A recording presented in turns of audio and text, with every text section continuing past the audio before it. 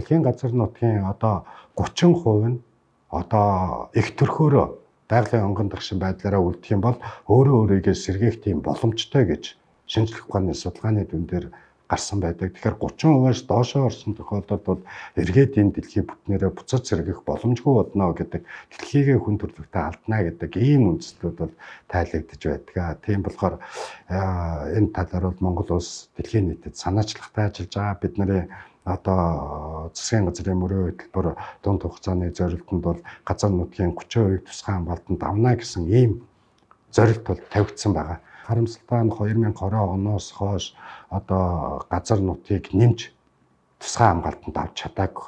Нийтдээ 8 удаа одоо өргөн бариад энэ засгийн газар дээрээ босгоод авахгүй одоо цаашаага хэрэгжихгүй их хурл руу орохгүй хэлийн зэсэн тогтоохгүй ийм ажлууд бол үүсэж бий болсон байна. Дээрээс нь ямар нэг байдлаар тусгай хамгаалтанд байдаг газар нутгийн тодорхой хил зааг дотор одоо өөр орон нутгийн засаг захиргаа байдаг юм уу, уул уурхайн чиглэлийн байдаг юм уу, ашигт малтмалаас байдаг юм уу, тодорхой хэмжээнд лицензийн талбай олгох ийм ажлууд хийгдэж энэ нь өөрөө өнөөдөр зөрчил үүсгээд эргээд нөгөө тэр талбай олгосныхоо төлөө нөгөө хүмүүс нь бизнесийн байгууллагууд нь тэнд хөрөнгө оруулалт хийсэн, хайгуул хийсэн тэр процесс дээр одоо гарсан зарлах санхүүгийн сүтгэлийг эргээд улс даах уу гэдэг ийм эрсдэлд орж байна. Тийм болохоор байгаль орчин уур амьсгалын өөрчлөлтийн сайдын хувьд энэ намрын чуулганаар тусгай хамгаалтын асуудлыг засгийн газрын уралдаануудаар оруулах, улсын их хурлд өргөн барих энэ ажлуудыг хийж бас